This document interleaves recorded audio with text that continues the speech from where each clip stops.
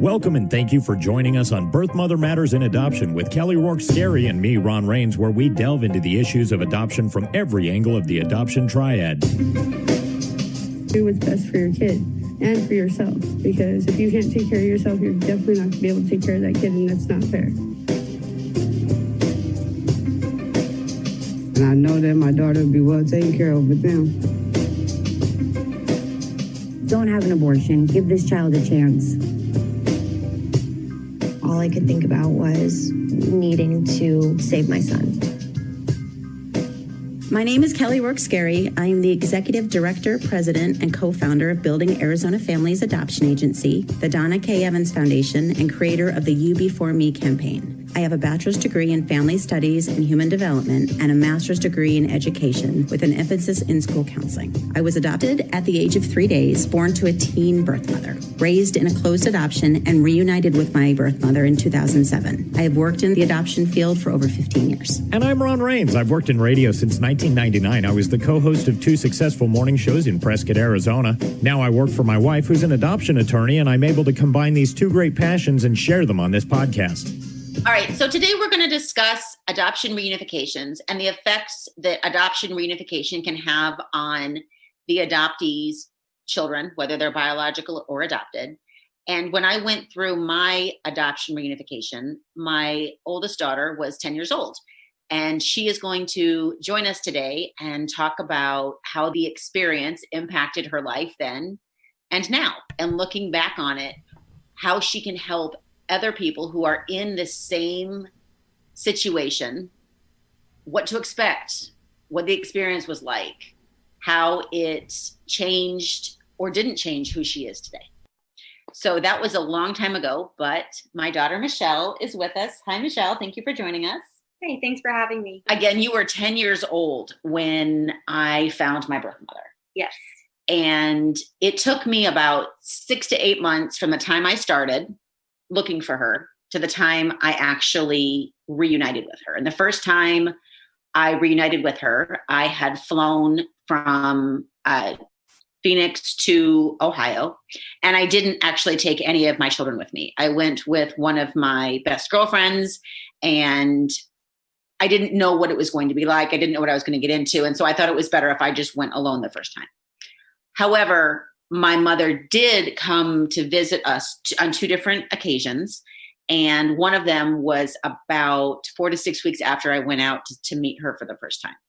So, Michelle, when you heard that I had found my biological mother, what were some of your first thoughts? Some of my first thoughts were that I had originally assumed that it wasn't going to be as pleasant a meeting.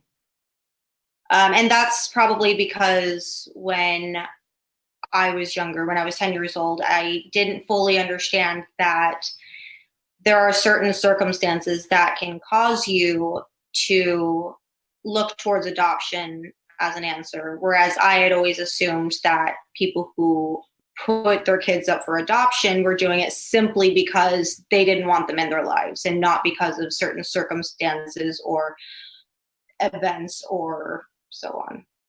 So at that point, you thought that my mom had not wanted me in her life, and that was why she had made an adoption choice. Yes, exactly.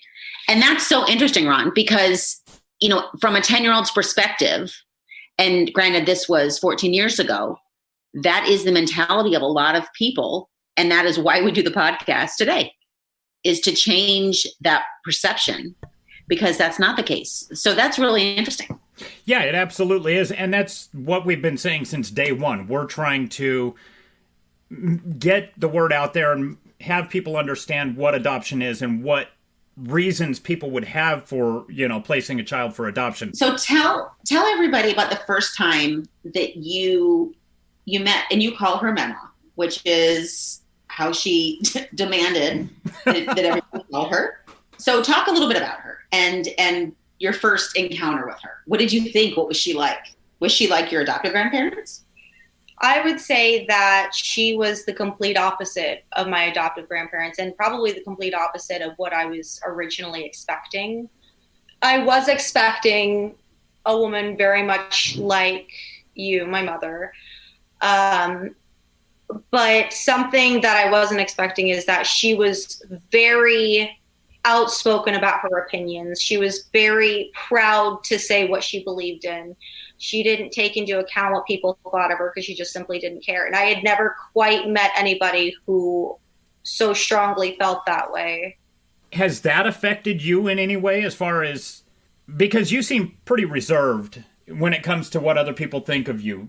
Have you, I mean, do you ever just kind of, hey, it's my opinion, you don't like it, you can take off, I don't care? Or did that impact you the other way? Did it maybe make you more conservative about how other people view you? I would say that she showed me that I don't have to care what other people think about me. And it is something that I still struggle with. I can definitely say that. But she's kind of opened that door of, you don't have to take into account what other people think. You don't have to live or die on their court of opinion. Exactly. When I found her, you had shared with me a little bit before the podcast that you saw some similarities between her and I, but that you also saw some change in me. Yes. When I met her, I noticed that there are definitely some qualities that you have as well that are very similar. But something that I noticed is after you had met her, you were almost able to open up to a way of life that she was living, which is very free, very open-minded, very honest. And while you had those qualities before, I feel like you were a lot more open about showing them and being yourself about it. When your experience had been my adopted parents, which would be your adopted grandmother, they were the only grandparents on my side that you knew. And when you met Mema, was it shocking? In other words, when she first came off the plane and you met her for the first time, you know, you had already heard stories because I had already gone out there and I had met her. How did you describe her to your friends? How did you explain what was happening in your life to other people? Like, how would you explain it now, looking back on it? Now, I would say that she is a person who, even though I had never been in her life prior and she didn't even know about me, she opened her arms to me without question. There was no conditions. There was no precursors. It was immediately she was ready for a connection. And it just really surprised me because I had assumed that since, I grew up with my adoptive grandparents and had forged a relationship, whereas I had never gotten the chance to do that with her.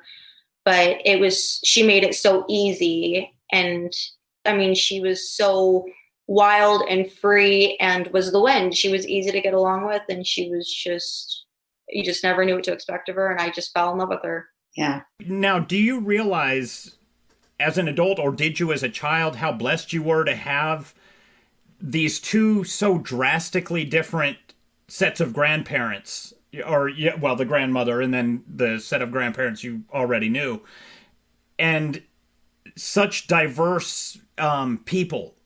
So you get more of a well-rounded raising as you're going up. Does that make sense? Or yes, and I do feel like that. I feel like it made a huge difference in that. In the beginning, my mom was very much like her adoptive grandparents. And then after she had met her biological mom, she became almost a combination of the two. And it kind of opened up that world for me that not everyone has to be a certain way or fall into a specific form. But beauty comes in all shapes, sizes, colors, and wild people. That is cool. What is the one memory of her? Because she did come out and you did get to, spend time with her as a 10-year-old and an 11-year-old because she came out twice. What is a memory that you have of being with her in person? A memory that really sticks out for me is there was one day we were both sitting outside together and she was having a conversation with me. And I kept thinking in my head over and over again, she must not know how old I am because she was talking to me like I was an adult. She was one of the first adults at the time to actually talk to me like I could understand them as opposed to like I'm a child. And that made a huge difference for me. I was shocked and I was absolutely positive she had no idea the age that I was because of that. And then when we were sitting outside, she was smoking a cigarette and she was telling me about how much she regretted things like smoking and falling down that path. And it had become a very raw and real conversation that we both ended up crying together. And it was just very surreal to be able to kind of have that relationship with her where I felt like I couldn't with a lot of other adults in my life at the time. Do you think that the adoption reunification had an overall very positive experience for you? Yes, I wouldn't take it back for the world. And I only wish that it could have happened sooner. And we lost her in 2016. And, I know that I still struggle with grieving over her loss. And I know that I'm sure you still struggle with the grief over her loss. Yes. What do you think that she would say to you today so that you could share your experience with other people who maybe have mothers that are going through an adoption reunification and meeting their birth parent for the first time? What do you think she would say to you, using her polite words, to share with them? Life is bigger and there's always certain circumstances and that it's never too late. Do you think that she would be proud of you with what you have done with your life so far at 24 and where you're going? I hope so. I think she would. So when I would go and visit her, because I went and visited her many times throughout the 10 years that I had with her, and I would come home and I would show you pictures and tell you stories about what happened. What did you think of all that? I couldn't believe that you were able to get so close with somebody that you hadn't grown up with, because I always thought, like it's your parents, like you grow up with your parents, so you become close with your parents. And I wasn't close with my biological dad and never got to reforge that connection. And when I saw how easily and how closely you were able to connect, I guess it just surprised me because I had never realized that that was a possibility. And did it give you hope? Yes, it opened my eyes. Okay, so it was a positive thing. Yes, definitely positive. And do you think that your relationship with her impacted or changed your relationship with your adoptive parents? No, I would say our relationships were completely separate and neither impacted the other. I had my own special relationship with her and I had my own relationship with my adoptive grandparents. Okay. So I think for everybody listening, the way that we could interpret or look at adoption reunification is really like opening a book. When you start reading a book and you open and you read the first page, you really don't know what is going to happen throughout your journey and what is going to happen at the end of your story. So look at it like a journey and appreciate and be present in the moment, because you never know how long you're going to have in that journey. Unfortunately, we only had 10 years in that journey, and it was cut, I feel, very prematurely short because she did pass away at such a young age. And so because of that, we only have those 10 years of memories. But if you are embarking on a reunification story or journey and you have that opportunity, take it for what it is and know that it's your journey and your story. And the way that it winds up going and the events that happen along the way are going to be memories that you'll have for the rest of your life, and cherish every one of them. Not all of them have the same ending. Not all of them start off where you think they're going to start off or end where you think they're going to end. But again, just being present in that moment will give you insight, and those loved ones around you insight that hopefully will last a lifetime.